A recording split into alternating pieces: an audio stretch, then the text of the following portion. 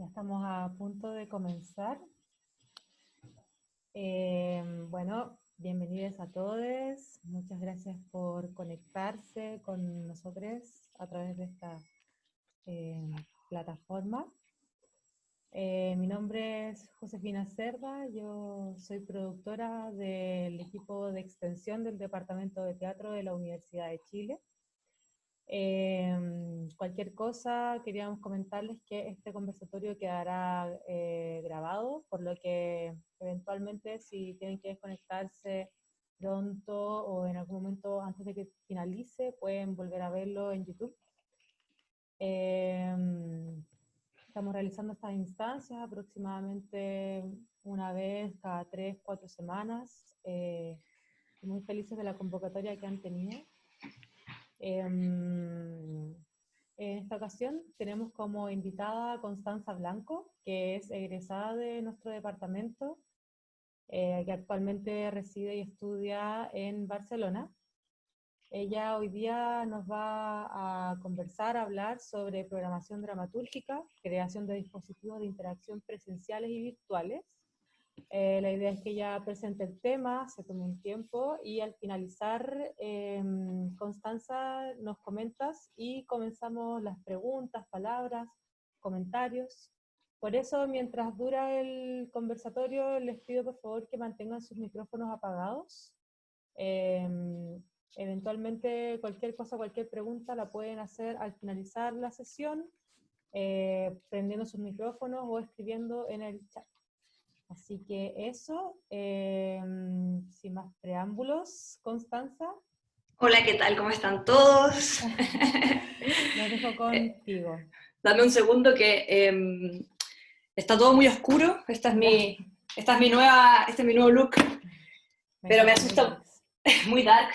Dame un segundo, chicos, perdón, es que de pronto se empezó, ahí sí, ¡hola! Empecé a escuchar todo muy cortado y me asusté mucho de que se cortase ahí en medio de la conversación. ¿Qué tal? ¿Cómo están? Hola, ¿qué tal? No veo todo el mundo. ¿Cómo veo todo el mundo? A ver. No me quiero ver yo, quiero verlo a ustedes. Vale, vista de Arriba a la galería. derecha, Gallery View.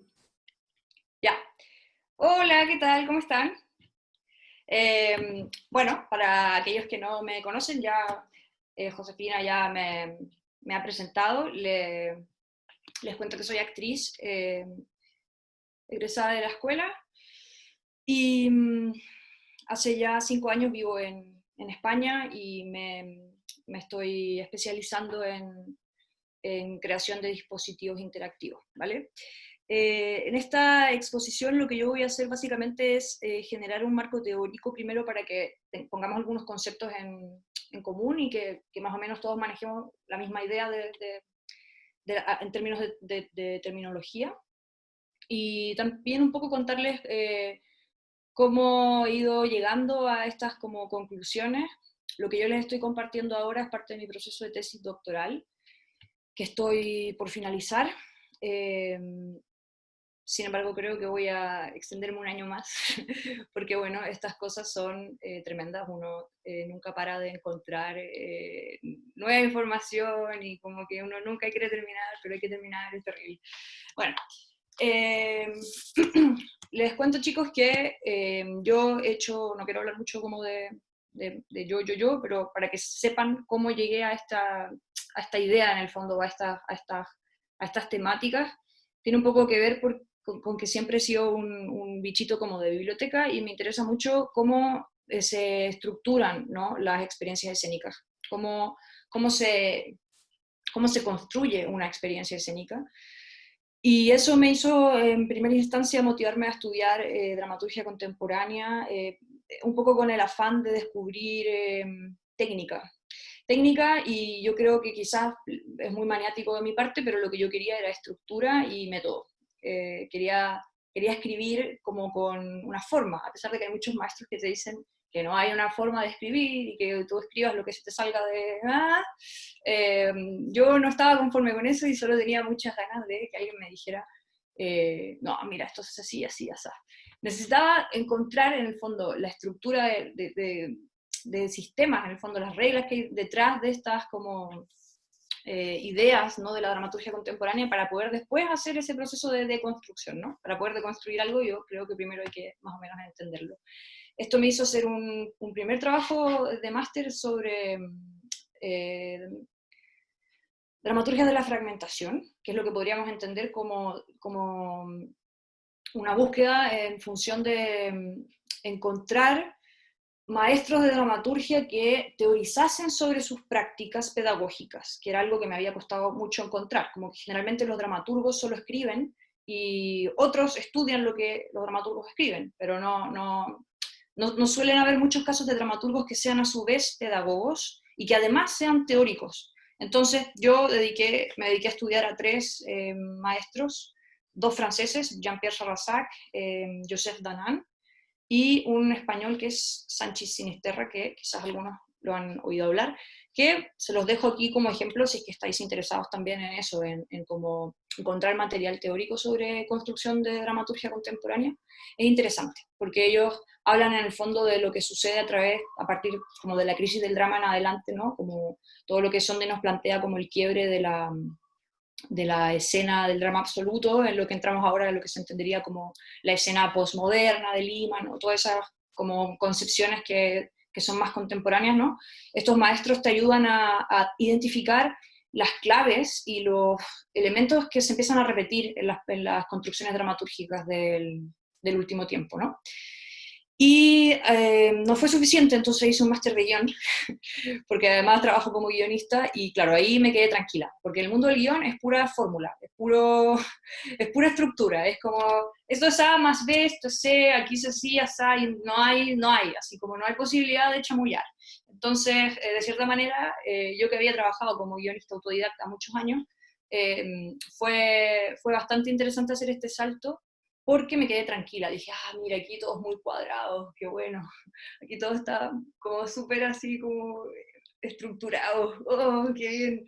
Así que el gente con TOC como yo, lo disfrutamos mucho. Pero bueno, de pronto nunca he podido dejar en el fondo la escena, y ya también, como para cerrar un poco esta pequeña introducción, es más bien una postura mía política, y tengo ganas de compartirles una cita que me gusta mucho de Fischer-Lichte, Erika Fischer-Lichte, que dice: la idea del artista como sujeto autónomo creador de una obra autónoma que los receptores pueden muy bien interpretar de maneras diversas, pero cuya materialidad no pueden modificar, ha dejado de ser operativa, pese a que en la conciencia del gran público no sea así. Esta idea para mí ha sido muy inspiradora en los últimos, no sé, diría yo, 6 o 7 años de mi trabajo como de investigación, porque ya no concibo una escena en donde el espectador simplemente observe, ¿vale?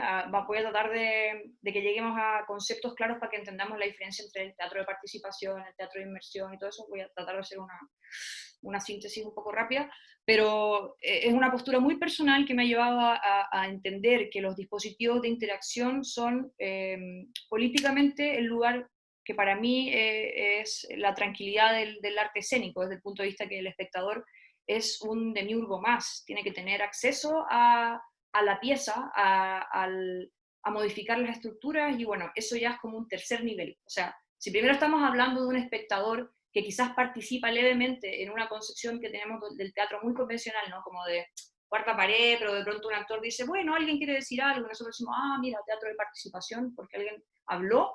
No se trata de eso, pero bueno, también lo podríamos entender como un pequeño avance, porque un siguiente nivel ya es un espectador activo desde un punto de vista físico, ¿no? Que se implica físicamente en la acción, ejecuta,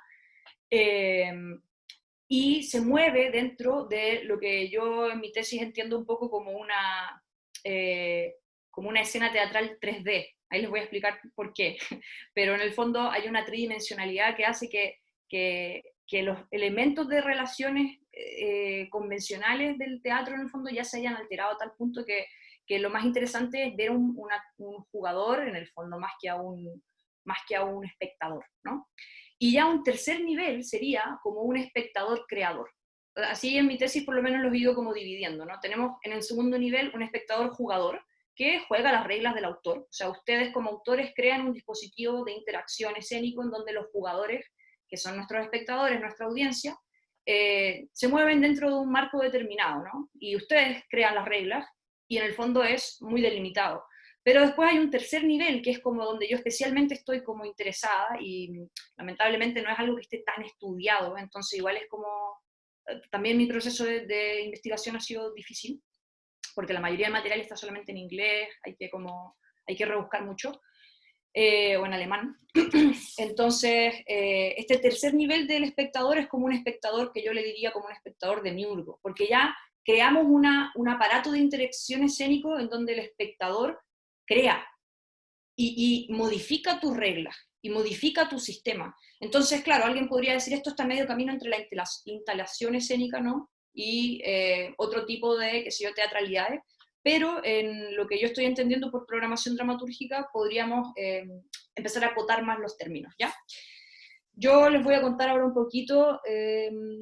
¿Dónde está? Un segundito. Perdón. Vale.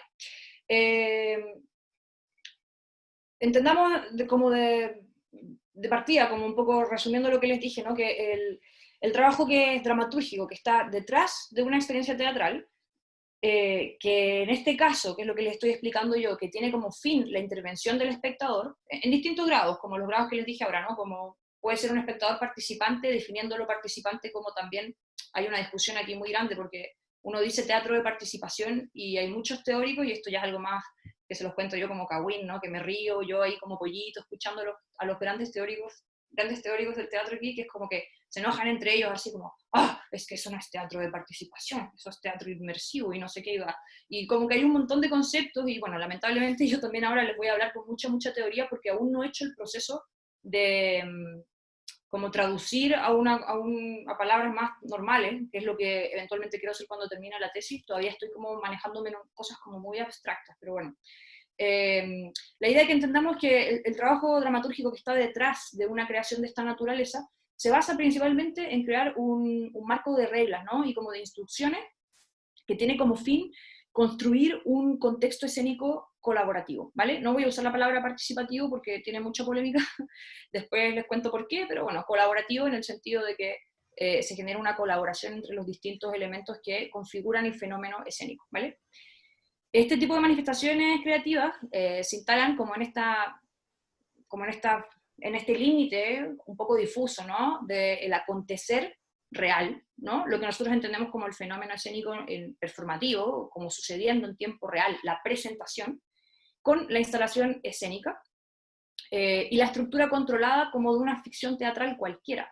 Es por eso que es interesante entender que esto no es una instalación escénica solamente, porque el espectador igual es parte de un circuito, de un dispositivo que fue pensado con un fin ficcional, de cierta manera, aunque sea teatro presentacional o una escena presentacional en términos como fenomenológicos, ¿no? La idea en el fondo es que el objetivo es la subversión como de la convencionalidad de las relaciones, ¿no? En relación directa, valga la redundancia, con el teatro hegemónico, porque lo que se intenta hacer es poner al espectador como artífice de la acción. Entonces se propone un contexto de creación colectiva donde el espectador puede cuestionar las relaciones como intersubjetivas que se imponen, ¿no? En toda nuestra idea de lo que es el teatro, realmente como, no sé, esto ya es muy personal, pero yo hace muchos años que tengo problemas con mis piezas porque claro, para poder postular a un fondo tengo que estar dentro del circuito, para estar dentro del circuito tengo que haber pasado por un teatro, pero resulta que a mí no me interesa hacer una obra en una caja italiana, entonces se me ha hecho muy difícil en muchos lugares como tratar de explicar la idea, ¿no? Todavía hay gente que está un poco como, ¿por qué no quieres que haya mesas o sillas? O por lo menos en Chile, digo, ¿no? Entonces, la idea, como les iba diciendo, se propone un contexto de creación colectiva donde el espectador sea capaz de cuestionar estas relaciones, ¿no? Y tiene que poder también ser capaz de activar la pieza, como desde el presente de la situación, y por qué no también cuestionar el sistema de reglas, ¿no? La estructura de la pieza, la dinámica, ¿no? En términos formales,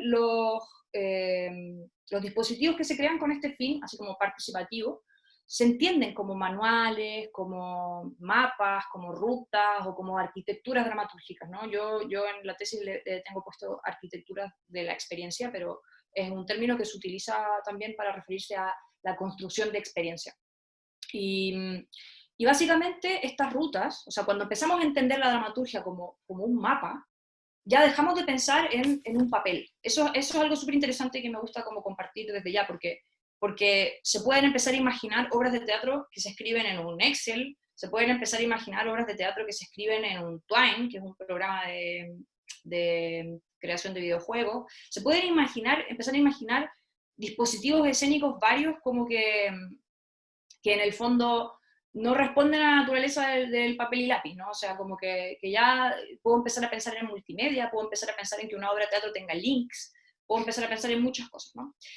Entonces, todo mi trabajo de investigación tiene que ver un poco con cómo se escribe una pieza escénica con estas características y como qué herramientas pueden ser de utilidad como para conseguir estos soportes textuales, basándome un poco en la idea de que todos estos dispositivos escénicos sí que requieran de ser escritos.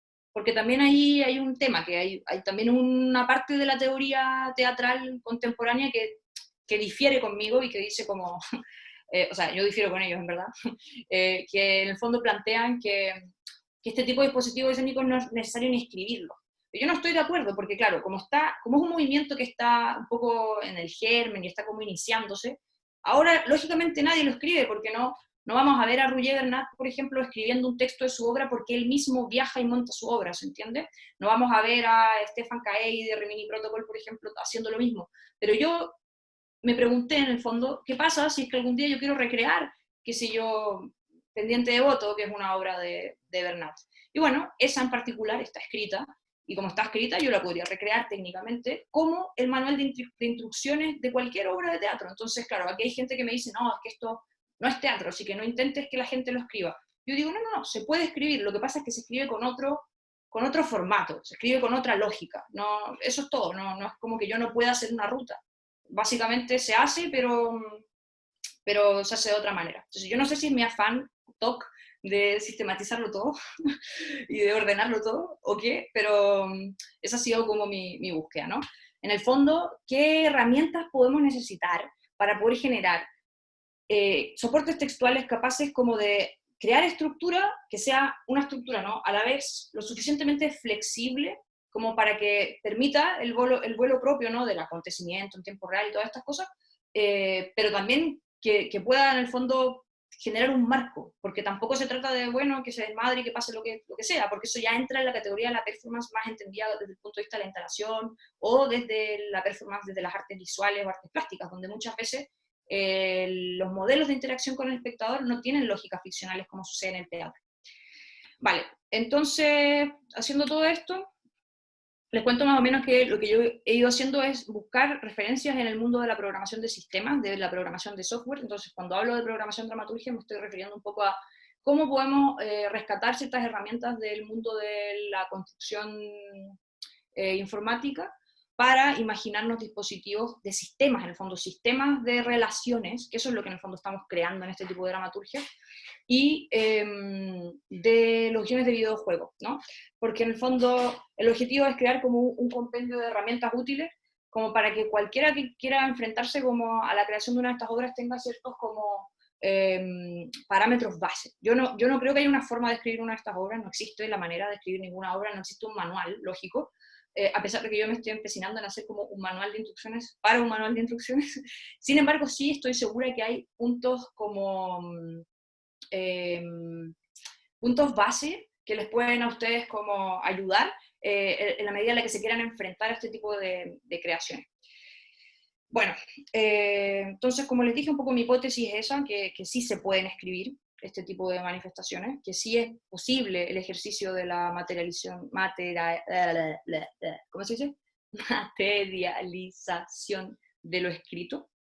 Y bueno, para cerrar un poco la idea de la propuesta como de la hipótesis, si la dramaturgia contemporánea que entendemos como convencional, grandes comillas convencional, porque sabemos que también la dramaturgia contemporánea es muy experimental y hay muchas cosas muy interesantes que ya se escapan de lógicas de lo que entendemos como por el drama absoluto o las dramaturgias cerradas o no sé qué. Hoy en día es posible encontrar un montón de maneras de entender la escritura dramatúrgica que no tienen nada que ver, y muchas veces hay muy malas comprensiones, como que la gente se queda con una idea de hace como 30 años, ¿no? Como, en verdad las dramaturgias contemporáneas hoy en día están extremadamente experimentales y como ustedes bien saben, todos los límites son súper híbridos, ¿no? Como que están muy difusos los límites entre una disciplina y otra, y bueno, de eso se trata, ¿no? Entonces, esta idea en el fondo es un poquito de que la dramaturgia, a ver si les iba a hacer un dibujo, pero quizás va a ser más así. Voy a tratar de decirlo como muy fácil. La dramaturgia entendida como desde este lugar medio convencional, ¿no? Como la dramaturgia de cuarta pared, es al teatro 2D, yo le pongo la escena convencional, como un teatro en 2 dimensiones, que sería como escena convencional más espectador observador. No sé si se entendió hasta ahí. Lo que el guión videolúdico es a la escena relacional. Y la escena relacional en el fondo, o sea, como esta escena 3D, sería como escena relacional más espectador-jugador, más el factor performativo como de interactividad creativa entre escena y espectador. O sea, cuando uno escribe una dramaturgia relacional, lo que está escribiendo es el sistema de relaciones. No está escribiendo contenido ficcional, no está escribiendo ficciones o personajes, o hay que olvidarse un poco de eso.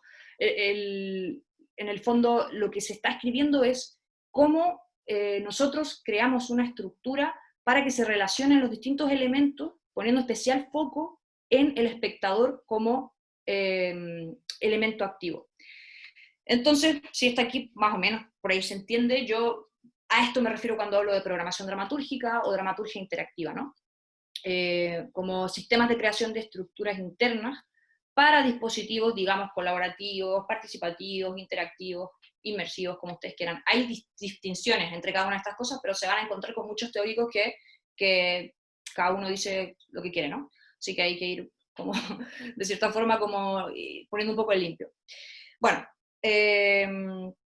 para que entendamos un poco lo que me refiero con lo del teatro relacional, la escena relacional en el fondo es un concepto que se empieza a utilizar en la medida en la que se empieza a aplicar, de hecho, desde el punto de vista como de la filosofía, la estética relacional de Nicolás Bourriaud, que, como ustedes bien saben, hablar de escenas participativas o relacionales, o donde el espectador hace cosas, es algo tremendamente antiguo. O sea, cuando la gente cree que es algo como novedoso, la verdad es que no. Si vamos a las vanguardias, ya realmente ahí la Bauhaus, el situacionismo, no tengo muchas ganas de hacer como todo un repaso histórico. Sí estoy muy dispuesta a, si alguno de ustedes quiere información así más concreta, al final me pueden escribir al correo y les puedo compartir muchos materiales que tengo, pero con esto quería simplemente decir que la idea de la escena teatral relacional, como de la ficción inmersiva participativa, es algo muy antiguo, y lo que está sucediendo ahora es que, y también es muy interesante de analizar para nosotros como generación, hay un resurgimiento que tiene que ver con algo también político, ¿no? Con la necesidad de cambiar las formas en las que pensamos el teatro, también porque ya no queremos quizás pensarnos como espectadores totalmente pasivos, ¿no? Pasivos en términos como de acción política. En Europa hay bastantes autores, sobre todo ingleses, irlandeses extrañamente, y alemanes que estudian mucho esto. Y voy a quedarme ahora como un poco con la idea de un español que tiene un libro hace poco que de cierta manera hace como un repaso bastante amplio sobre lo que se entiende como por teatro relacional.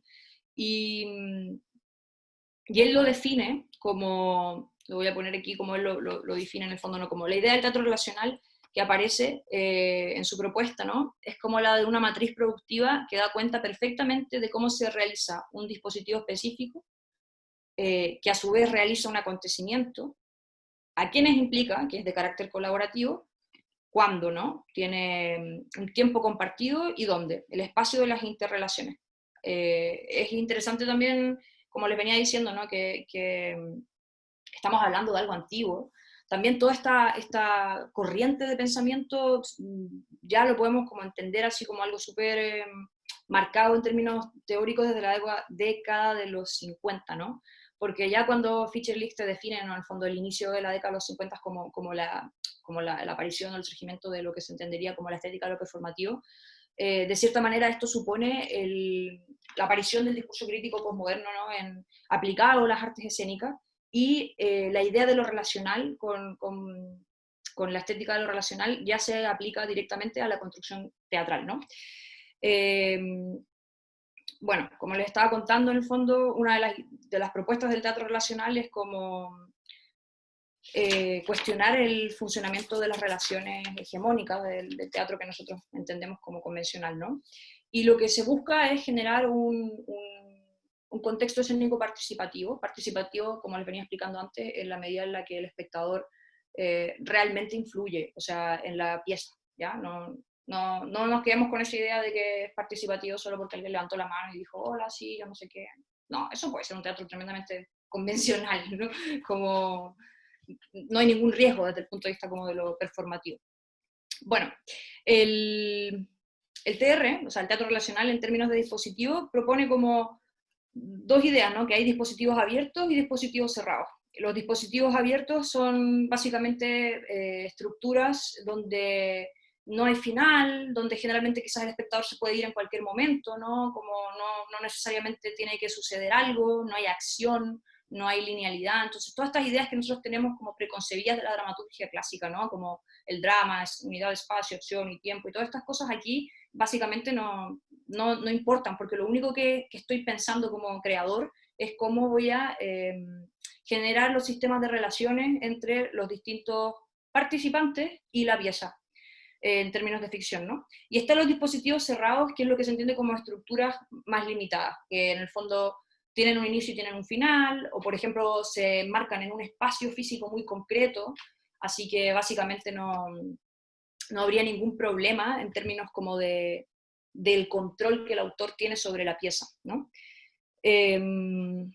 Bueno, ya les había hablado un poco de lo que entendemos como por la participación, ¿no? Como que participar no significa necesariamente intervenir, eso es algo súper importante. También vuelvo atrás un poco con la idea de que también hay una confrontación teórica, como que hay dos líneas que dicen en el fondo que una participación es activa, incluso en el teatro convencional, en la medida que el espectador está sentado haciendo un proceso de reflexión, ¿cierto? Y que hay todo un trabajo neuronal, qué sé yo, de movilización de ideas, entonces igual hay una actividad, ¿no? Eso lo digo para que ustedes entiendan, cuando yo hablo de participación activa, estoy hablando específicamente de implicación física, o sea, que el participante ejecute una acción, o que el espectador tenga que moverse. O sea, si simplemente estamos hablando de un espectador que piensa, está súper bien, es como acción entendida desde el punto de vista como de lo mental, pero no es el tipo de acción en la que nos estaríamos enfocando.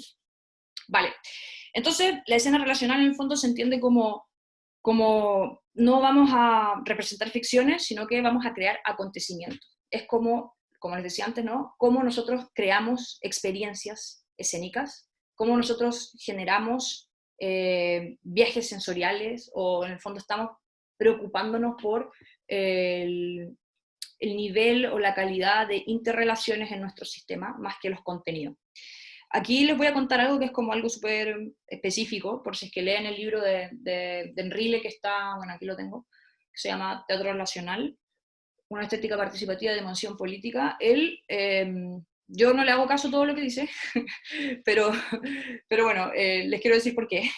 Porque básicamente nos plantea una idea en donde, dentro del teatro relacional, porque esto es interesante, se lo voy a mostrar, él propone un montón de referencias teatrales, como por ejemplo el teatro foro, el situacionismo, el teatro de los sentidos, el teatro encuentro, el accionismo, el teatro de orgías y misterios, que debo reconocer que todavía no sé lo que es, pero me parece increíble.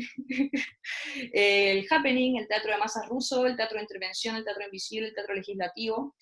Y pone algunos ejemplos como Rimini Protocol, Bernat, que se los di recién, el Living Theatre, ¿no? Como que no se nos puede olvidar todo lo que hicieron ellos. Y claro, él pone dentro de esta idea de lo que se puede entender como participativo todo esto. Pero por eso yo les decía antes que hay distintas definiciones y distintos conceptos que cada uno de ustedes puede ir quizás estudiando y como encontrando lo que les haga sentido a ustedes mismos, porque Porque para mí, por ejemplo, el teatro de los sentidos entra en lo que es totalmente inmersivo, pero no necesariamente una programación dramatúrgica. Porque simplemente yo hago que el espectador experimente sensaciones, pero no hay lo que yo necesito que tenga una programación dramatúrgica, que es una estructura lúdica. Ahí les voy a explicar qué es lo que es una estructura lúdica. Josefina, por favor, si es que estoy hablando muy rápido o si es que llevo mucho tiempo, yo les pido disculpas, pero es que estoy así como... Vale. No, vas perfecto, vas perfecto. Vale, chicos. Bueno, y me imagino que si hay alguna pregunta las irán anotando en el chat. Entonces, bueno, como les iba contando, por eso este término de lo participativo, colaborativo, inmersivo, le genera como que a muchos teóricos, porque se malinterpreta mucho y como que todo puede ser colaborativo ahora y todo puede ser participativo, y en verdad no, en verdad hay ciertas como cosas que tendrían que generar distinción. Entonces, una de las cosas en las que yo difiero con Enrile, de hecho, es que él cree que, o sea, no es que él cree, su propuesta de lo que es el teatro relacional, porque él básicamente está instaurando este concepto, es que el teatro relacional es siempre político, o sea, como que es meramente político porque cuestiona las intersubjetividades de las relaciones, pero además tiene que sí o sí tener un contenido político, en términos de contenido, no de forma, ¿se entiende? Entonces él cree que las obras de teatro relacional solamente podrían tratarse de cosas políticas.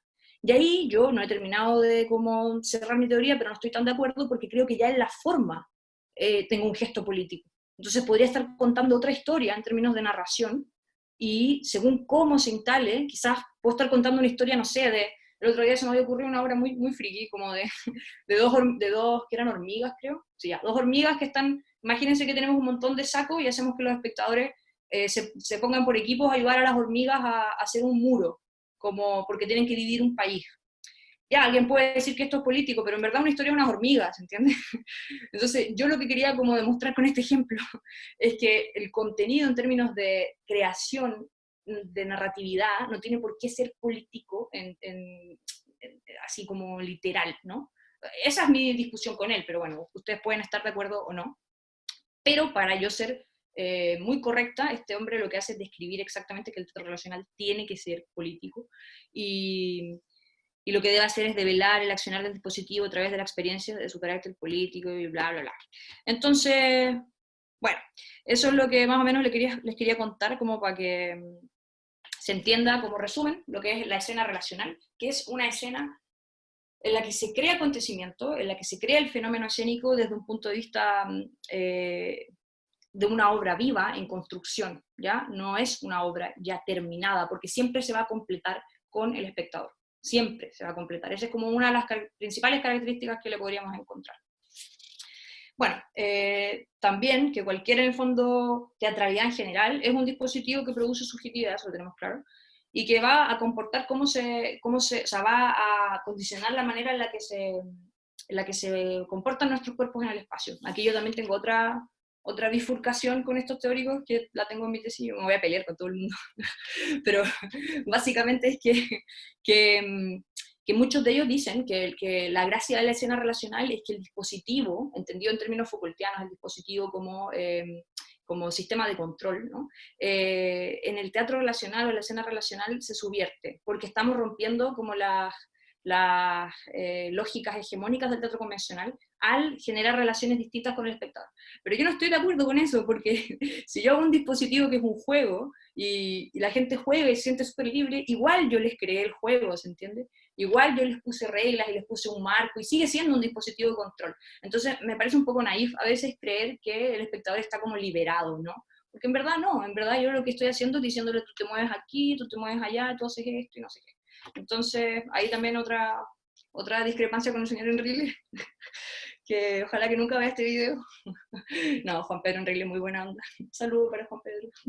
Bueno, ahora vamos a ir a otro punto, que es el punto clave trascendental de la escena relacional, que tiene que ver con el juego, con lo lúdico, ¿vale?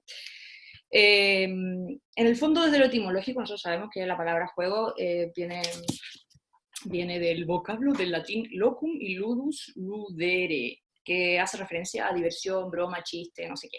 Y bueno, para la RAE la definición es espantosa, se las leo, dice acción o efecto de jugar por entretenimiento, Se trataría de un ejercicio recreativo sometido a reglas en el que se gana o se pierde, o sea, ya la reducción total, y una actividad intrascendente que no ofrece ninguna utilidad. Yo, cuando leí estas cosas hace unos años, me encanté porque dije, a mí siempre me dijeron que el teatro era jugar y que todo es un juego, y digo, o sea, básicamente lo que he hecho yo es estudiar una carrera que es una actividad intrascendente que no ofrece ninguna utilidad, según la RAE, si es que el teatro es un juego, ¿no? Entonces, bueno, esto también me ha motivado a tratar de contrarrestar estas palabras. Y, y bueno, ustedes entienden que como cualquier realidad sociocultural, como la palabra juego mismo, es imposible definirla como en términos absolutistas, ¿no? Pero el concepto como más claro que hay hasta ahora, voy a ir al tiro ahí para no seguir para atrás, es el de Johan Huizinga, que si es que lo han leído, un libro que se llama Homo Ludens. Es como el concepto más aceptado como académicamente, que dice que el juego es una acción o ocupación libre que se desarrolla dentro de unos límites temporales y espaciales determinados, según reglas absolutamente obligatorias, aunque libremente aceptadas. Acción que tiene fin en sí misma y va acompañada de un sentimiento de tensión y alegría, y de la conciencia de ser de otro modo que en la vida corriente. Esto es súper interesante porque volvemos a esta idea del teatro y el juego, ¿no? Y por eso la escena relacional es estructura lúdica, que es lo que voy a tratar de explicarles como muy rápidamente qué es lo que es una estructura lúdica, porque el teatro es eso, en el fondo nosotros generamos un mundo ficticio, en donde tanto actores, espectadores y todo el mundo entramos en una convención en la que estamos siendo de un modo distinto al que somos en la realidad, ¿no? Entonces, me parece que es tremendamente acertado, en el fondo, empezar a encontrar estas comparaciones, porque son básicamente lo mismo, ¿no? Bueno, como ustedes saben, en distintos tipos de juegos, incluso en algunos deportes, lo que sucede es que se genera un espacio de ficción, ¿cierto? O sea, cuando uno va a ver el fútbol o cuando uno adopta un rol que no es el cotidiano, que no es el de la vida real, ¿no? Y los participantes se fingen que se desenvuelven en el fondo como una realidad paralela que tiene unas reglas distintas, en donde está como hacer cosas diferentes a lo que uno hace en la vida real, ¿no? Y hay objetivos y desafíos y moviliza la acción, igual que en un juego, ¿no? Es lo que un juego necesita como para poder decirse un juego, ¿no? No sé si les suena familiar, pero a mí también me suena como que el teatro es eso, ¿no? Bueno, entonces aquí yo vuelvo a la idea de la estructura lúdica, que es un poquito, cuando hablamos de generar dispositivos de interrelación, como lo que les había contado, bueno, lo que estaba hablando de este rato, siempre una característica principal es que tengan una estructura lúdica de fondo, y ahí yo me apoyo en los guiones videolúdicos. ¿Por qué? Porque aquí mi tesis en el fondo se sostiene en la idea de que el guión videolúdico es, en el fondo, el parámetro comparativo más, el símil en el fondo, que sería la dramaturgia o la escena tradicional. En el fondo el guión videolúdico sería el símil a la escena relacional, ¿no? A donde uno genera las interacciones. ¿Por qué? Porque el guión videolúdico está hecho pensando en que el espectador, en este caso el jugador de un guión videolúdico, construya una realidad y modifique las reglas y tome decisiones en este espacio de ficción creado, ¿vale? Entonces, bueno, aquí ya voy a entrar un poco en el rollo de los videojuegos, derechamente, y les voy a hacer un pequeño paréntesis respecto a que es un paréntesis que no me avergüenzo decirlo. Yo jugué rol muchos años jugué rol. De hecho, escribí unos manuales de rol y yo hacía que mis vecinos jugaran como juegos de rol y no sé qué, de piratas y se disfrazaban. Y bueno, era buenísimo. Y, y nadie me pagaba por eso. Y ahora tampoco nadie me paga por esto, pero por lo menos voy como generando una especie de profesionalismo y espero que mi primo tampoco vea esto, porque tengo un primo como de 40 años que juega rol toda la vida, pero que no hizo nada con eso. Entonces, yo como que siento un poco que por último haberlo llevado a mi tesis doctoral es como una consagración de mi ñoñería, como digo, ya, yo por último estudié una cosa ñoña, estudié teatro porque jugaba rol, básicamente, esa es la realidad, lo tengo que admitir. Como ustedes saben, los juegos de rol tienen un montón de cosas y similitudes con el teatro, y si uno va a hablar con un rolero del LARP, por ejemplo, de rol en vivo, es como que hacen teatro, básicamente, hacen teatro, se visten, y de hecho es más entretenido que el teatro, si ustedes lo piensan, porque viven la realidad del. Yo fui a un LARP hace poco aquí como medieval, y me llegaban con unas tarjetas así como de colores, como, a ver, así como, esta es mi arma, tengo 20 puntos y te voy a matar. Y yo, oh no, yo tengo 15 puntos, así que voy a echar un hechizo, voy a tirar un dado, y esto era como todos vestidos medievales en un campamento. Entonces, incluso me parece más entretenido que el teatro, porque es realmente inmersivo. O sea, yo de repente digo, quiero ir al baño, y voy al baño, voy al bosque a buscar un lugar donde ir al baño, ¿se entiende? Así que bueno, es toda una movida. Pero bueno, los juegos de rol, así como los videojuegos, o los juegos de mesa, o los juegos de tablero, cualquier juego en el fondo tienen siempre de fondo una estructura lúdica, y las estructuras lúdicas tienen reglas tremendamente claras, y así como me gustan a mí, muy, muy, muy estructuradas. Entonces, bueno, les voy a contar un poquito cómo hacemos el link con los videojuegos. Dentro del mundo de los videojuegos hay una cosa que se llama serious game, o como game art o art game, que yo cuando hablo o cuando escuché este término por primera vez dije, a ver, como que no sabía que vino primero, el huevo o la gallina, como, o esto es una instalación escénica ficticia teatral que se transformó en un videojuego, o esto es un videojuego como más artístico y por ende se entiende que es un serious game. Entonces como que en el mundo del videojuego se define serious game o game art como juegos que tienen un objetivo principal que va más allá del entretenimiento y que generalmente tienen altos contenidos visuales o gráficos o artísticos, ¿no? Y claro, uno lo piensa y dice, bueno, pero esto se podría entender como una performance lúdica, ¿no? O como un teatro juego, pero no, ellos ya le tienen otro nombre puesto que es Serious Games, ¿ok? Así que cuidado ahí cuando vayan a ver un Serious Game, porque no pueden decir que es una performance lúdica, ni que es teatro relacional, es un videojuego, es un Serious Game, ¿ya? Y bueno, tienen su foco en la experiencia artística y en como conmover al jugador e involucrarlo en términos de vivencia. Que es lo mismo que uno hace en la escena relacional, exactamente lo mismo. Uno siempre está pensando en cómo va a generar una experiencia al espectador. En este caso, en el Serious Game, es cómo yo le voy a generar una experiencia al jugador. En el fondo, el especialista aquí es el game designer, ¿no? Es el diseñador del juego, que es un especialista que lo que hace es estudiar o investigar, en el fondo, estas estructuras lúdicas. Y lo interesante de una estructura lúdica, que es como el meollo del asunto, y por eso lo repito tanto, es que es aplicable a cualquier formato. Y como es aplicable a cualquier formato, es perfectamente utilizable en un dispositivo escénico. Entonces, cuando uno entiende cómo funciona una estructura lúdica, tú lo puedes transformar en un videojuego, en un juego de mesa, en una instalación escénica, en una obra de teatro, en un videojuego real, si es que tienes dinero para pagarle a una compañía para que te haga un videojuego real, en fin, en muchas cosas. Entonces, lo que se entiende por estructura lúdica es una metodología de diseño del juego y que entiende los juegos como un sistema de motivación, como lo que yo tengo que lograr es que mi espectador se motive, en este caso que mi jugador se motive, y lo que yo voy a hacer ahora es contarle algunos elementos que yo he podido absorber de la teoría del guión videolúdico que sí son aplicables a la escena, a la creación de una escena relacional, ¿se entiende? Interactiva. Porque en el mundo del guión videolúdico hay millones de conceptos que obviamente no son aplicables al teatro, pero hay otros que sí, y esos son los que estoy tratando como de agarrar. Entonces, bueno, entendemos, ¿no?, que una estructura lúdica es como les dije, ¿no?, un sistema de motivación vía el aprendizaje, siempre es así, y generalmente se componen por deseos, desafíos, necesidades, objetivos y recompensas, ¿no? Y siempre tienen que estar presentes estos en las dinámicas de juego. Y bueno, en cualquier actividad que queramos ludificar, que eso es algo súper interesante, de ahí les voy a hablar del término gamification o gamificación, que es un término que seguro han escuchado por ahí, que ahí se los voy a explicar bien, pero en el fondo cualquier actividad que uno quiera ludificar, hay que tener estos elementos, según la teoría del guión videolúdico, para que sea una experiencia de alta calidad para el jugador espectador.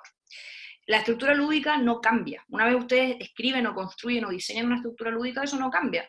Lo que cambia es la plataforma o el dispositivo que ustedes están construyendo para que la estructura lúdica se haga tangible, básicamente. No hay ni una diferencia. Te puedes hacer una pieza escénica o un juego de mesa, como les dije realmente, ¿no? Y bueno, aquí está otra palabra del mundo de los videojuegos, que es el engagement.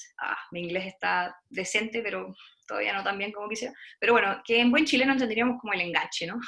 Cómo nosotros enganchamos a nuestro público, básicamente. ¿Qué yo voy a hacer para que mi espectador, jugador, en este caso, la persona a la que yo estoy invitando a mi experiencia interactiva, se enganche? Entonces, en el mundo de los videojuegos hay una cosa bien interesante, que es que es el, mira, me voy a saltar un poco, pero se lo voy a decir al tiro porque ya llegué ahí, es el MDA Framework.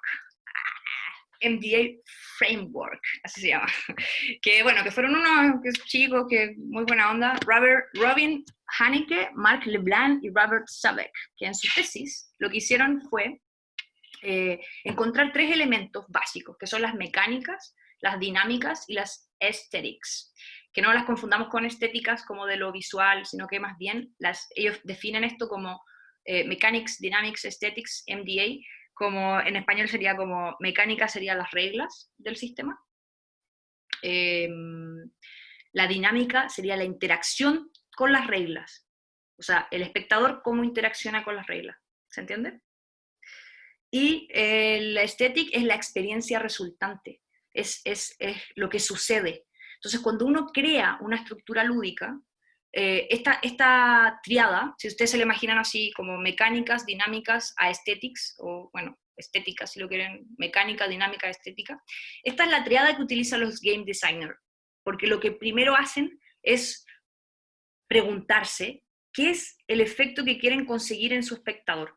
Yo digo, bueno, espectador porque sigo hablando en términos teatrales para ustedes, pero en el fondo un game designer diría, ¿qué es lo que yo quiero lograr en mi jugador? ¿No? ¿Qué experiencia sensible quiero que consiga? Entonces uno pensaría que cuando yo invento un juego, parto por las reglas, como, mira, te ocurrió un juego y quiero ponerle unos dados y no sé qué, no sé qué. No.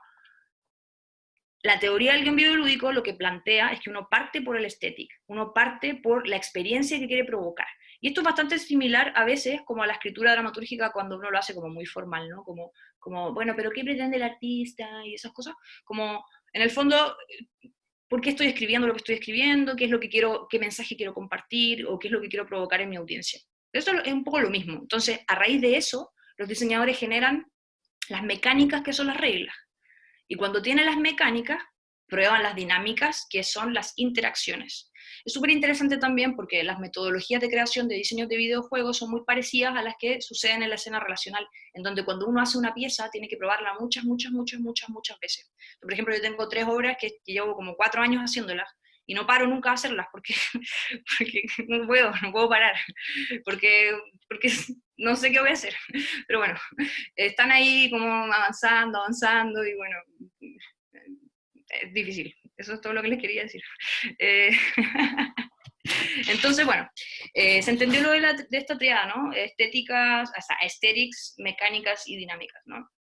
Entonces, el proceso de creación de un diseño de una estructura lúdica es un ciclo circular todo el rato, en el fondo como a prueba de fallo entre estas 3 como ideas, ¿sí? Ya como les expliqué cómo iba, ¿no?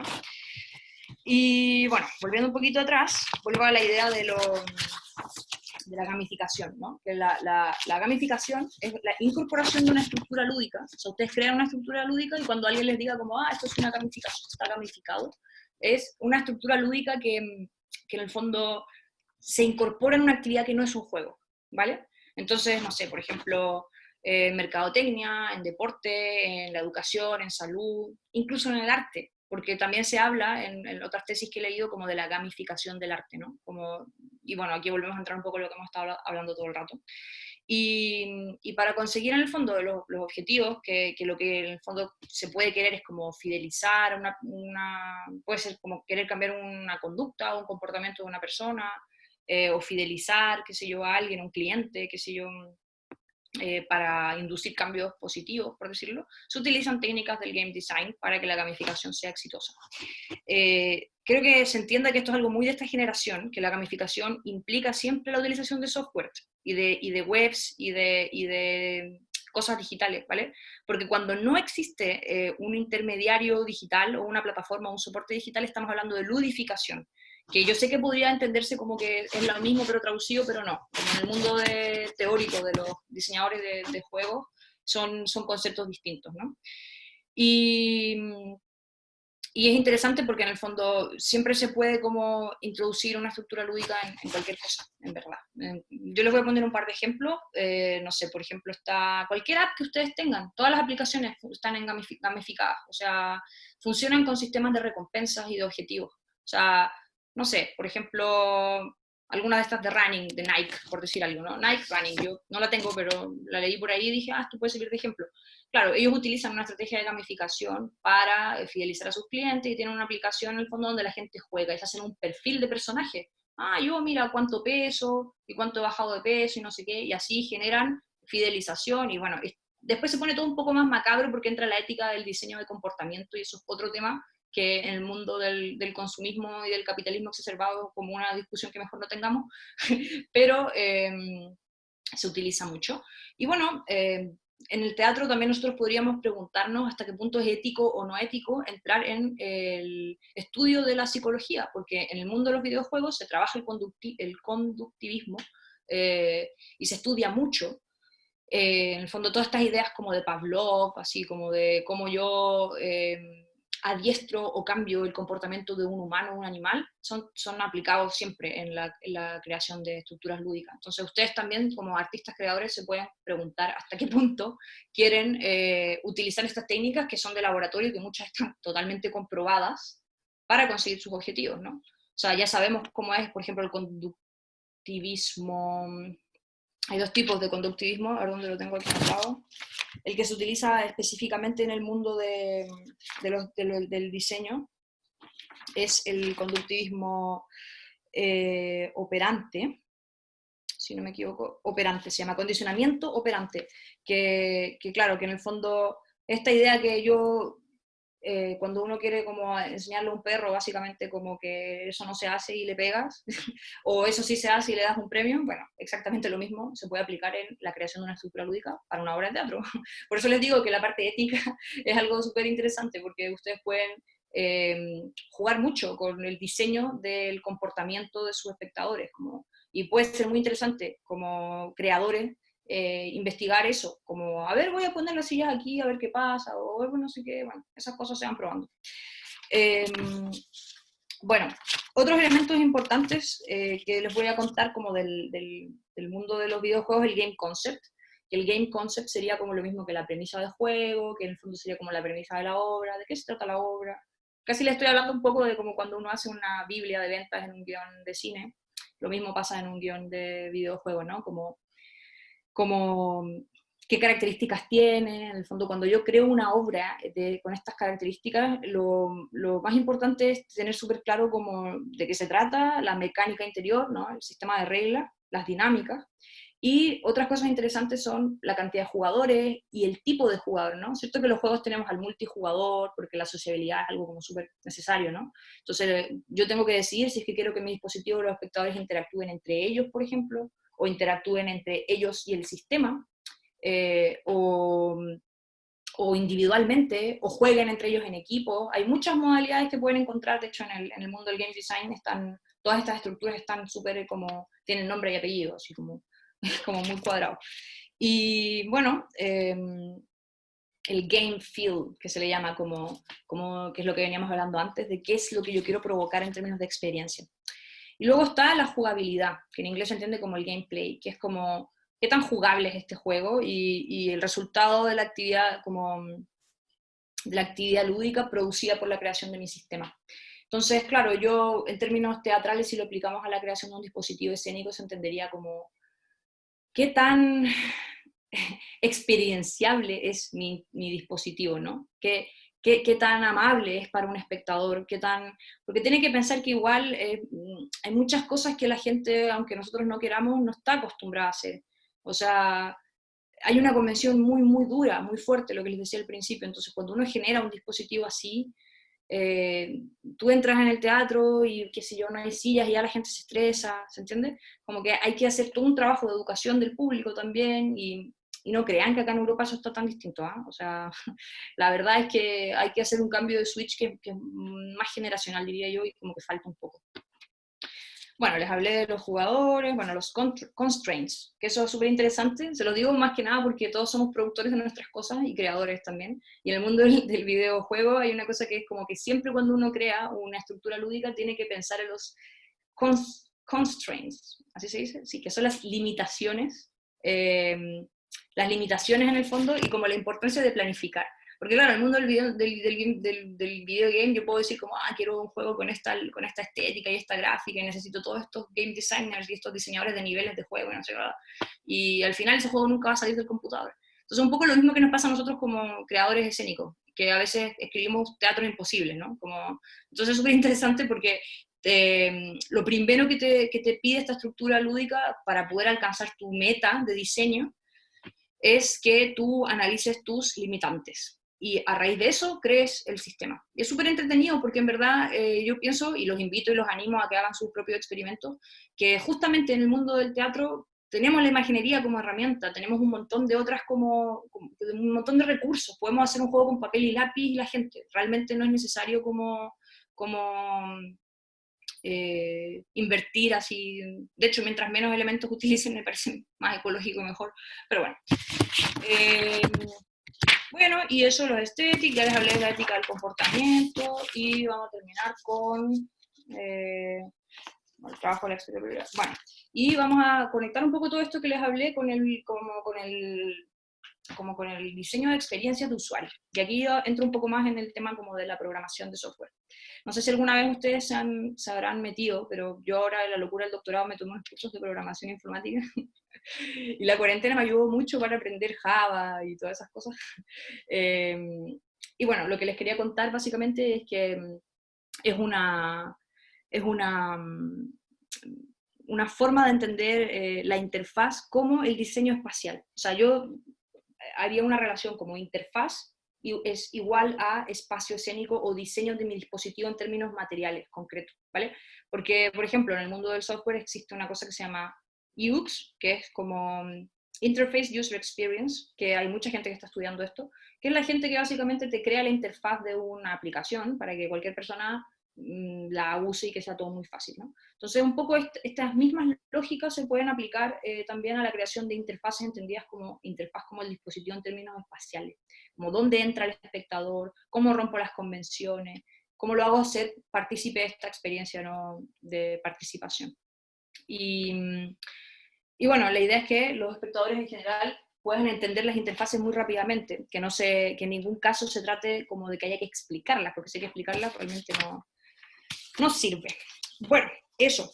Querida Josefina, creo que puedo abrir la ronda de preguntas porque ya he hablado mucho rato. ¿Te parece? Maravilloso, ¿no? Estuviste en un timing perfecto. Una Sí, no hora sé si se me olvidó algo entre cuánto. Yo digo consagrada. como bla, bla, bla, bla, bla. Dígame. No sé, bueno, están abiertas las palabras, las preguntas, pueden desbloquear sus micrófonos o escribirlas en el chat. Personalmente, Constanza, como para comenzar la ronda, yo te quería preguntar si es que en el último tiempo de pandemia, de cuarentena, ¿hay realizado algunos experimentos relacionales o lúdicos? ¿Cómo han funcionado? Y saber un poco la experiencia y que nos cuentes también de Ars Dramática, que es como tu compañía o tu equipo, proyecto de experimentación en estos niveles. Eso principalmente.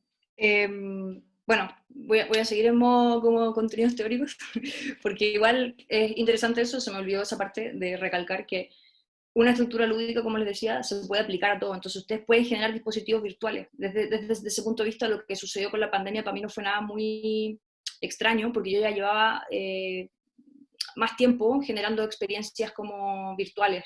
Entonces no fue tan choqueante esta idea como de que están ahora muchos actores como un poco en el caos de cómo hago teatro por Zoom. Yo ya estaba en eso hace un par de años, entonces la pandemia fue, muy por el contrario, una cosa muy buena para mí, porque en este contexto, porque básicamente como yo estaba investigando dispositivos virtuales y nunca encontraba, y me tenía que dar unas vueltas por páginas de Checoslovaquia, no sé qué, no entendiendo unos Zoom horrorosos, aburridos, espantosos, ahora está muy, muy guay porque se está llenando de propuestas cada vez más interesantes. Y claro, la gente empieza a entender lo virtual. Claro, ustedes pueden decir como, teatro por Zoom es como cine malo. Yo creo que depende del tipo de... O sea, voy a contarles un poco lo que hice yo ahora en particular, que es que así como yo trabajo en Ars Dramática, experiencias relacionales basadas en estructuras lúdicas siempre, o sea, siempre son juegos, juegos con todo el sentido de juegos, con cartas, con dados, qué sé yo, con juegos. Yo traduje eso a lo virtual en el fondo. Entonces, lo que yo estaba haciendo realmente, o los ejercicios que yo he hecho, se parecen más a un videojuego malo. Más que una película mala, un videojuego malo. Entonces, el teatro por Zoom que yo hice era eso. Como, me daba mucha risa cuando gente me decía, eso es como teatro, como cine malo. Y yo decía, no, disculpa. Lo que yo hago es como un videojuego malo, que es distinto. Entonces, bueno, hice con Ars Dramática, que es un proyecto que tengo desde el 2015. Lo que hice básicamente fue ir generando experiencias de interactividades y de a poco ir como investigando. Primero, por ejemplo, fue Coliseo, que es como una obra-juego, que yo le digo teatro-juego, que es una obra en la que los actores van improvisando sobre la marcha, sobre una estructura de juego competitivo, y tienen que armar en el fondo una obra teatral en el momento, y los espectadores van cambiando de roles, juegan de críticos, juegan de directores, y usan cartas así como, ya voy a cambiar ahora el drama por no sé qué, ahora quiero que el protagonista sea manco. Bueno, el problema que yo tuve con ese proceso, que de hecho Josefina tuvo el placer de actuar algunas veces, es que la gente tiende a confundir la improvisación como con la comedia, ¿no? Como que, es que si un improvisador solo puede ser chiste. Y yo aquí, eso sí que lo he descubierto acá en Europa, que los buenos improvisadores te pueden improvisar drama muy bien. Y al final yo nunca siempre me quedo un poco más en la tecla de lo liviano, porque ya me parecía suficientemente complejo el sistema de juego, como para encima, como ponerle esta como tensión o gravedad. Pero bueno, si quieren saber más de ese proyecto, tengo algunos videos y cosas por ahí en la página web arsdramatica.com, y tengo pendiente un estreno en Chile, de hecho, que he pedido permiso a la gente del AVE Escénico, que fueron los que apoyaron este proyecto en el programa de dirección, para no hacerlo, porque tendría que haberlo hecho en la época del estallido, y me pareció que no era lugar. O sea, es una cosa muy mía personal. Y ahora viene la pandemia y me parece menos al lugar. No tengo ganas de destinar fondos como en este tipo de actividades, prefiero hacer otras cosas. Pero bueno, esto es mío, personal. Y después de Coliseo, investigué con Los Asesores, que es una ficción híbrida, diría yo, que es una obra de teatro ficcional, representacional, que lo que sí tiene es que hay espacios abiertos en donde los espectadores pueden modificar cosas o pueden elegir el final de la obra. Todo algo que se hace bastante. O sea, yo necesitaba hacerlo porque nunca lo había hecho como bien, pero no es nada tan exótico. No sé si alguien la vio, pero la estrené el año pasado en la Estación Mapocho. Pero necesitaba hacer ese ejercicio para sentir un poco la diferencia con lo que realmente estoy haciendo, que es como generar estos espacios más lúdicos que no están tan delimitados. Y las experiencias virtuales que hice fueron archivos de memoria, que era como a muchos actores conectados por el mundo, y la gente hablaba con una especie de Siri, y que se trataba sobre la memoria del mundo, ¿no? Que se iba borrando todo. Y la otra, bueno, el Festival de Quejas, que los invito, si quieren verla, el 29 vamos a tener otra función, que es una obra que perdón. Yo pido perdón porque toda la gente a veces dice como esto es demasiado como absurdo, pero es una obra que conduce Roberto Poblete, del Tiempo es Oro, que no sé si saben quién es, pero era mi ídolo de infancia. Yo veía Video Loco y El Tiempo es Oro, y el Festival de Quejas, que yo le dije a Roberto, oye Roberto, ¿por qué no hacemos una cosa como El Tiempo es Oro, pero la gente se queja, y el que se queja más gana? Y está súper entretenido, así que los invito, nos hemos partido a la risa haciéndolo. Y además ahora que vamos a cobrar entrada, vamos a cobrar una entrada ridícula de 2 lucas, el ganador se va a llevar un porcentaje de la plata de la entrada, así que va a estar muy bueno. Y, y la otra que hice fue, es que ya no me acuerdo qué hice. Mi cuarentena fue productiva, pero eran obras que yo venía trabajando de antes. Así que no fue algo así como, hice otra pieza, pero eso ya era teatro por Zoom, no participativo. La gente podía hablar cosas, pero no. Me falta una, pero no importa. Había otra, no me acuerdo. Eso, si quieren mirar ahí en la página, lo que en el fondo a mí me interesa es generar estructuras donde los espectadores puedan apropiarse de las reglas, puedan cuestionar los sistemas y jugar y eso. Y salirse de los espacios convencionales del teatro convencional, porque creo que no. O sea, yo personalmente siempre había estado muy vinculada al teatro callejero, al teatro comunitario, entonces nunca me ha interesado tanto tampoco con el circuito, pero ahora me interesa menos por una cosa espacial, porque no me sirven las butacas. Entonces, ya con los años como que cada vez es más difícil para mí hacer teatro en esos contextos, y cada vez creo que es menos necesario. Y la obra que estoy dirigiendo ahora se llama, tengo dos ahora, una Señor Presidente, que la voy a estrenar en octubre aquí, que es una obra de que la gente tiene que pedirle disculpas al presidente son como sus esbirros en el fondo. Está basado en un juego que se llama Sí, señor maligno, que es como que somos todos esbirros del señor maligno, y digo, ¿por qué para el sacrificio en vez de traer vírgenes no trajeron vírgenes? Entonces los jugadores están así como, oh, lo siento, señor maligno. Y entonces yo hice una versión como con el estallido social, que ahí se los voy a mostrar, en donde los espectadores tienen que pedirle disculpas al presidente por todas las... ¿Por qué ahora hay un edificio quemándose? ¿Por qué ahora no sé qué, no sé qué? Y otro que se llama... Ay, ¿cuál me falta? Oh, ya no me acuerdo, chicos, lo siento. Tengo la cabeza así como... Ya, eso. Genial. Gracias, Jota. Ahí dejé los links de Ars Dramática para que se metan. Y no sé si hay más preguntas, comentarios, felicitaciones, improperios. No sé, a mí me gustaría preguntar algo, no sé si ¿puedo preguntar yo? Sí, por favor, adelante. Ya. A mí me interesaría saber como qué experiencias han tenido ustedes escénicas de estas naturalezas en Chile, porque yo he visto muy pocas cosas ya, y lo que he visto es francamente malo, pero en mi opinión, en el sentido de que en lo que les explicaba antes, como de esto participativo, que es porque, es que levanté la mano y estoy participando, ¿no? No sé si han visto algo más, me gustaría saber si alguno de ustedes tiene alguna experiencia que compartir.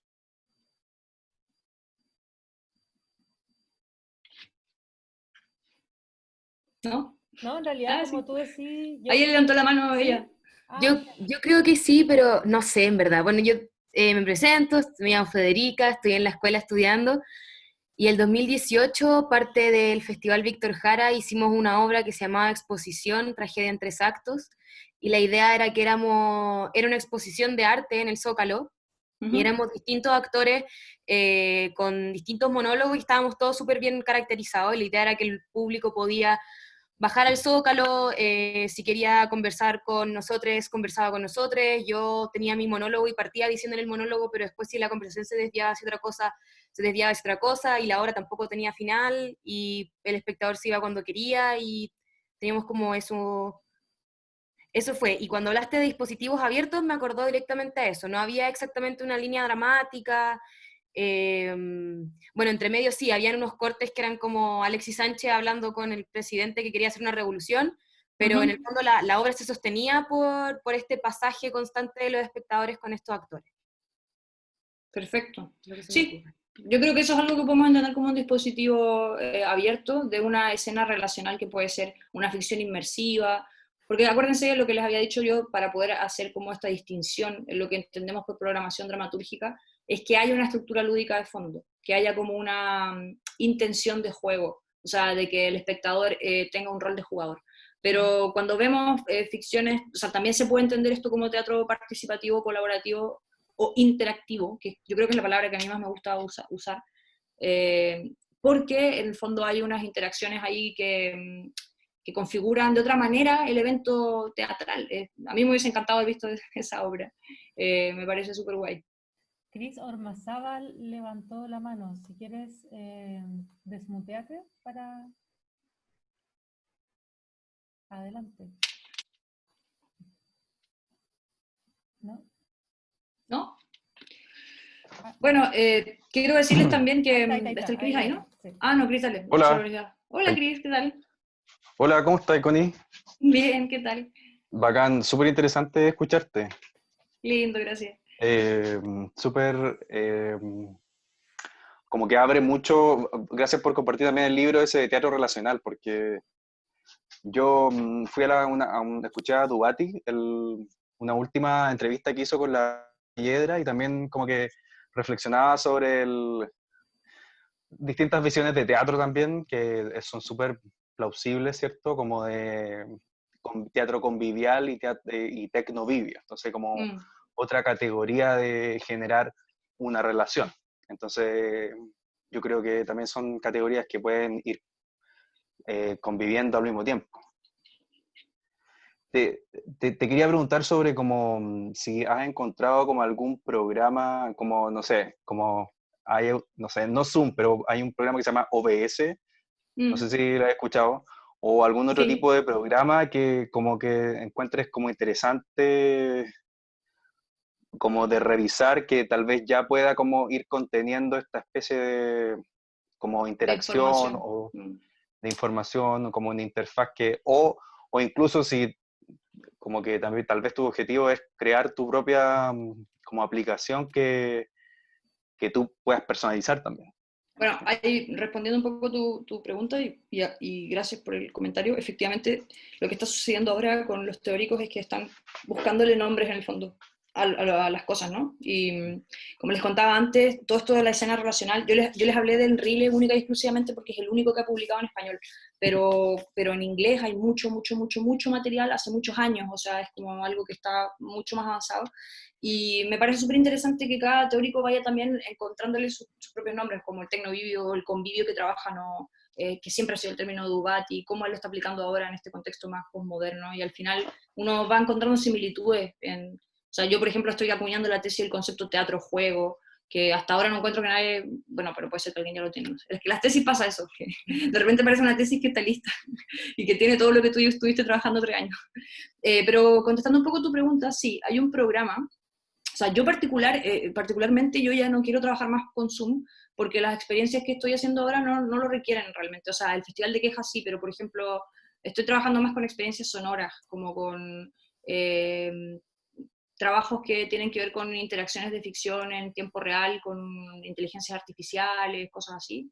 Por ejemplo, hay una obra ahora que no me acuerdo cómo se llama, cuando me acuerdo el nombre, si quieren me lo preguntan después, pero de Bernati la van a estrenar en el GREC, ahora, de hecho ya partió el GREC aquí en Barcelona, eh, que es como una obra que se construye una obra de teatro, eh, que se construye una obra de teatro como con una... él generó un algoritmo, un software, que lo que hace es como construir una obra de teatro en tiempo real, es como una inteligencia artificial.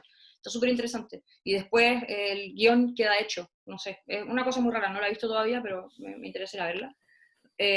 Respecto a lo de Twitch, Twitch lo que es realmente es una aplicación que utilizan los jugadores de videojuegos, que se usan para el streaming y que en el fondo los chicos se conectan y tienen 8.000 personas mirándolos mientras matan monos, y lo que tú puedes hacer es triangular del Zoom, por ejemplo, al Twitch y así generar ventanas. Por ejemplo, yo vi una obra de teatro, o sea, no era una obra de teatro, era un festival de títeres que fue muy interesante porque Twitch lo que te permite hacer es tener como distintas como pantallas, entonces eran 7 números diferentes y el presentador aparecía como estoy aquí, hola, qué sé yo, no sé qué, y de repente se abría una pantalla de Twitch donde empezaba una escena y después empezaba otra. Entonces sí creo que puede ser una interesante interfaz en términos totalmente digitales, si es que tienen ganas de experimentar con el teatro virtual, como por generar dispositivos virtuales. Ahora, yo hago una diferencia, porque así como en el teatro hay teatro participativo y teatro no participativo y ficciones y no ficciones y miles de hibridaciones, lo que está sucediendo ahora con esto del teatro en línea es que también hay miles de hibridaciones. O sea, ustedes pueden ver una obra de teatro que es una ficción total, o sea, no sé, sueño una noche de verano con una señora que está en el baño recitando un monólogo y se cierra el Zoom y se acabó como si fuese el teatro que cae, o pueden ver obras de teatro que están dialogando con la metateatralidad. Por ejemplo, una obra de teatro que yo vi que era una transmisión de Zoom, o otra que era como un profesor que hacía una clase por Zoom y que uno de los actores llegaba solo un chico a la clase, entonces la obra transcurría en el fondo como entre ellos dos había un diálogo, después se metía en la conversación la directora del colegio porque no sabían qué hacer. Y era súper interesante porque era ficción total, pero el contenido de la obra estaba al servicio de la plataforma, en el fondo. O sea, como que estaba todo había una coherencia interior. Esto es otro término que no les dije, pero que es súper interesante, que en el mundo de los videojuegos se llama como credibilidad sostenible. Como que hay que tener mucho cuidado de que el mundo de las reglas y todo esté bien hecho para que el jugador en el fondo no salga. Que es un poco lo que nos pasa cuando vamos al teatro y cuando una obra está muy mala nos ponemos a ver los focos, como un poco lo mismo, ¿no? Cuando uno genera un dispositivo escénico, da lo mismo el tipo de teatro que estemos hablando, es súper interesante trabajar la coherencia interior, ¿no? Como yo te estoy invitando a entrar a un espacio de ficción súper delimitado, como, igual que un juego, una cancha, aquí está la ficción. Entonces tengo que hacer unas reglas para que ese mundo en el fondo sea verosímil y la gente no se pudra rápidamente mirando dónde están, qué sé yo, las manchas en la pared, ¿se entiende? Lo mismo pasa con los juegos. Hay una aplicación, para terminar tu pregunta, Chris, que se llama Twine, que se las dejo ahí escrita, que es muy compleja. O sea, a lo que voy es que si a alguien le interesa en serio, pueden hablar conmigo en otro momento a ver si les puedo ayudar como a ganar tiempo, porque me tuve que ver miles de millones de tutoriales para entender cómo se usa. Es una aplicación que se usa específicamente en creación de videojuegos. Y es muy interesante porque tú vas construyendo las escenas en una especie de mapa y pues tienes que aprender un poco de código. Yo tuve que aprender un poco de Java y de HTML porque si no, no se puede hacer. Y después cuando tú le echas a correr en el fondo es como que puedes generar historias interactivas, pero Twine no te da la posibilidad de poner una conexión a suma tiempo real, pero sí podríais tirar links a videos grabados. Por ejemplo, pueden hacer una obra que sea una historia narrativa que diga, que tú le dices al espectador, ¿quieres ir por este camino o por este? Entonces puedes generar así como rollo rayuela, ¿no? Como una narración interactiva. Y es muy interesante porque es multimedia, entonces ustedes pueden, qué sé yo, ya voy a caminar por el Sendero Rojo, y en el Sendero Rojo está sonando esta canción de, qué sé yo, Elvis Presley, por ejemplo, y le pones play y va a sonar. Ahora, eso hay que programarlo. Y de hecho es bastante jodido. Yo tengo cambios informáticos y que son informáticos que te hacen así plataformas de la nada, que entraron a Twine y me dijeron, uy, no, ¿qué es esto? Y se fueron. Y yo estoy ahí así como, no sé, como 6 meses peleando y todavía no he hecho nada muy entretenido, por eso no les he mostrado nada, pero pueden investigar, es súper entretenido. Oye, Cota, sobre experiencias de estructura lúdica, yo vi varios, no sé cómo decirle, eran como guerras impro, de improvisación. Ya, como a propósito de que tú hablas del deseo, del premio, de como esos parámetros que mencionaste al comienzo, no me acuerdo cuántos eran, por lo menos en situaciones como con los Playmobil o el colectivo Mamut, pasaba que de repente se abrían espacios de juegos en los que uno podía entrar a participar y que eventualmente llevaban como a un premio. O sea, yo personalmente dejo... O sea, No, pero... Yo dejo fuera, así como a rajatabla de todo lo que les he hablado como programación dramatúrgica, a la improvisación en general, porque la improvisación es puro juego desde el punto de vista como que...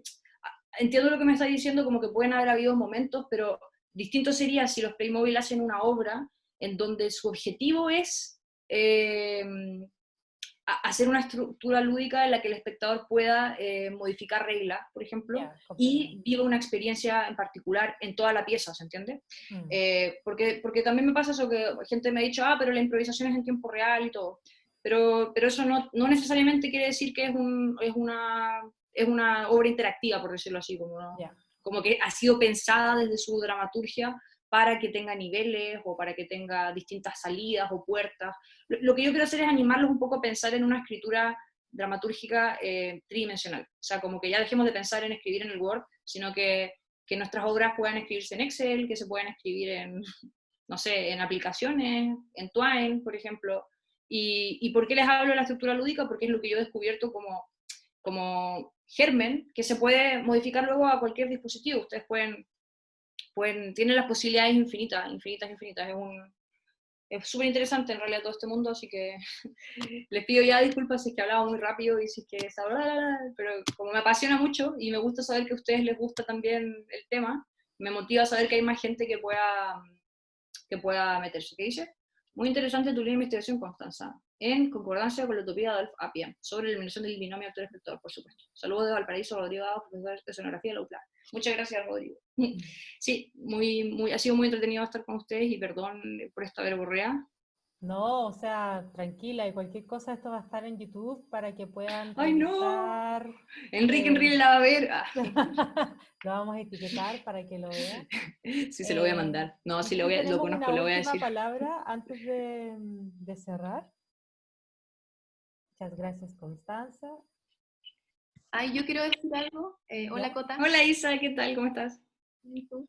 Nada, te quiero agradecer porque de verdad encuentro muy generoso el gesto de compartir todo esto que has investigado, como de poner en palabras más teóricas y poder bajar también esta información que al menos para mí es como muy desde la intuición de repente, y ahora que tú como que entregáis todo este material que has investigado, es como que me hace mucho sentido y digo como, claro, esto, y entiendo como por dónde también buscar más, y eso, quería agradecerte como Linda.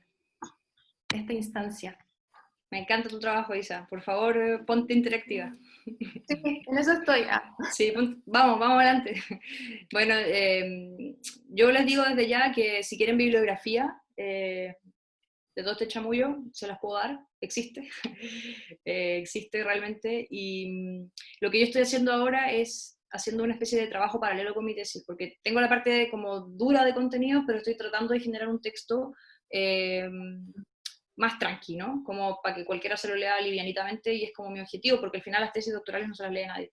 Así que cuando esté lista, espero poder compartirlo con ustedes, y mientras tanto, cualquier duda que tengan, o si me quieren compartir alguna experiencia o preguntas del Twine o de Java, no, Java no, ahí los voy a derivar con un amigo informativo. Yo quiero bibliografía, Paulina Sepúlveda. Yo te voy a mandar bibliografía si me escribes al correo, es contacto@arsdramatica.com. contacto@arsdramatica.com. Ahí está.